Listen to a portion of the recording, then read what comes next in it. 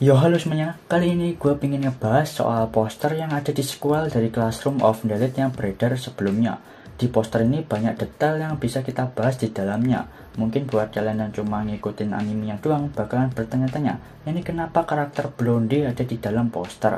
Dan kalau gitu ayo kita bahas satu-satu dari detail yang terdapat di dalam poster sequelnya. Pertama kita bahas dulu dari bagian belakang. Di bagian belakang ada Ichinose dan Sakenagi. Mereka kelihatan jauh, jadi ini mengartikan kalau mereka berdua itu nggak terlalu terlibat dalam art selanjutnya. Sakenagi nampak kelihatan senyum ke arah Ainokoji.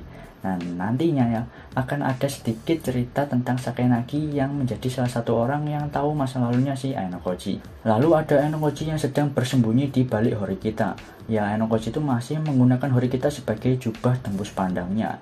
Ainokoji yang berbalik ini juga bisa mengartikan kalau Ainokoji akan melepas Horikita setelah ini, serta melihat perkembangan Horikita ke depannya.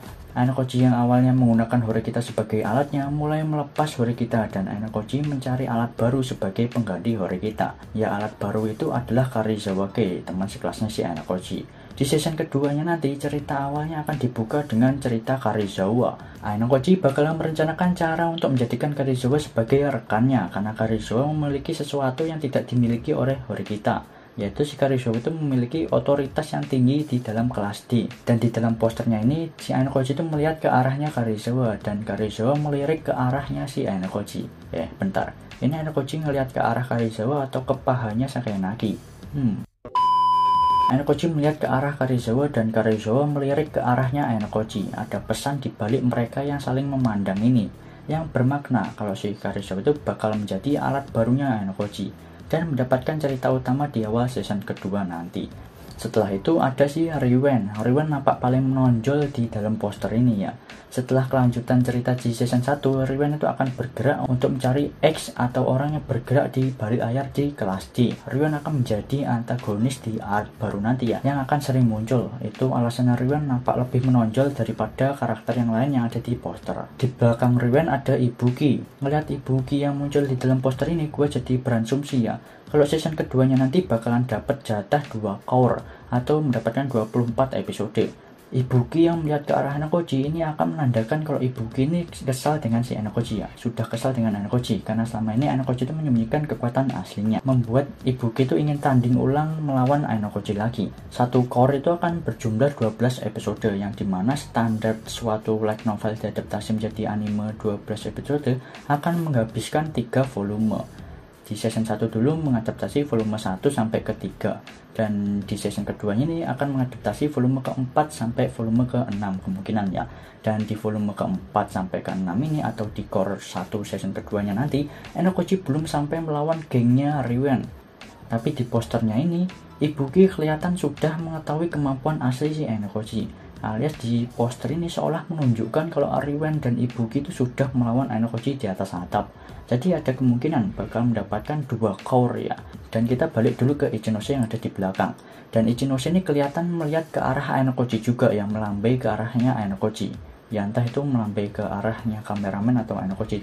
Tapi gue ngelihatnya Ichinose itu melambai ke arahnya si Ainokoji ya. Di core 2 nanti ada cerita yang akan berfokus ke masa lalunya Ichinose juga. Ngelihat masalah Karizawa, terus festival olahraga, grup Ainokoji, Riwen yang ngincer Ainokoji. Dari volume ke-4 sampai volume ke-6 itu bakal menghabiskan sekitar 12 episode atau 1 core ya, kalau cukup ya. Dan untuk Riwen yang baku hantam dengan Ainokoji, game pelatihan, dan masalah Ichinose dari volume ke-7 sampai volume ke-9 bakalan menghabiskan juga sekitar 12 episode, atau ini akan jadi core keduanya. Ya kesimpulan dari tadi gua ngebacot dan ngejabarin beberapa hal tadi tentang posternya, gua berasumsi kalau bakalan ada 2 core di season keduanya nanti ya. Tapi yang membuat gua bertanya-tanya, kenapa waifu sejuta umat kita si Badut Kushida nggak masuk ke dalam posternya, padahal Kushida tuh bakalan diceritain masa lalunya ya. Ya mungkin posternya ini masih poster sementara ya, ntar pas animenya mau rilis baru diganti posternya, biasanya gitu ya. Oh ya, gue juga menemukan hal yang menarik juga nih ya tentang Karizawa Kei, yaitu ada di preview episode ke-12 Classroom of the Elite yang tayang 4 tahun lalu di channelnya Kadokawa. Isi di dalam previewnya ini menarik, kalian simak ini sebentar. Arti yang dikatakan Karizawa tadi kayak gini. Maaf mengganggu kehebohan kalian, tapi yang menjadi heroin di cerita ini adalah Karizawa Kei. Karizawa berkata gitu di preview episode ke-12 Classroom of the Elite. By the way, yang ngisi suara Karizawa ini adalah Taketatsu Ayane, salah satu seiyuu favoritku yang juga mengisi suara Nino. Itu wah, meranin Tsundere itu bagus banget ya, Taketatsu Ayane. Ya lanjut dulu ke topiknya. Ya kalau kalian mau cek videonya, cek aja link di deskripsi, gua sediaan ya. Karizawa bilang gitu di menit sekitar 1 menit lebih 6 detik. Jadi sutradara ataupun studionya itu kelihatan sengaja untuk memulai debut Karizawa itu di season keduanya.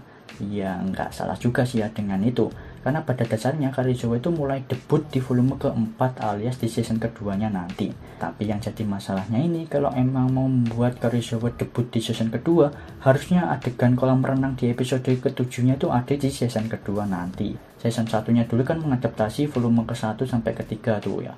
Tapi ada satu episode yang langsung loncat tuh, yaitu episode ke-7 yang di kolam renang itu. Malah mengadaptasi volume ke-4.5, loncat 2 volume langsung tuh ya.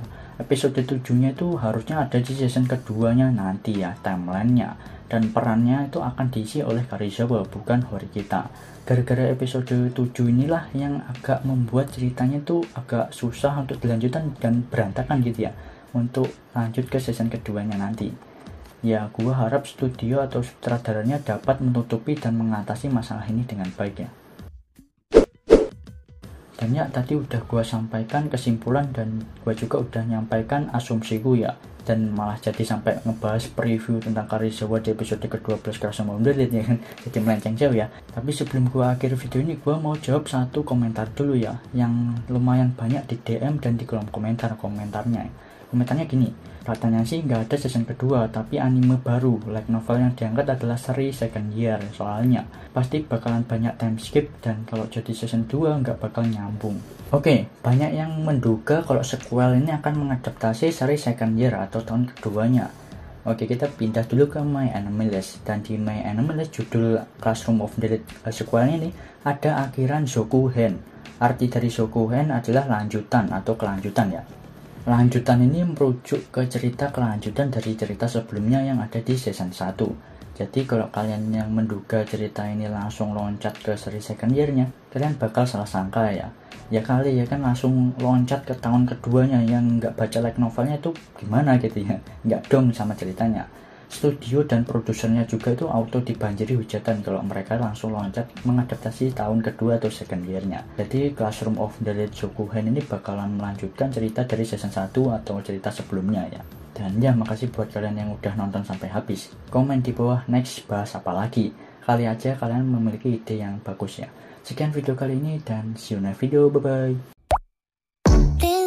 した僕の夏休みはやがて記憶回路のゲートでいくつかにちぎれて断続的な絵になる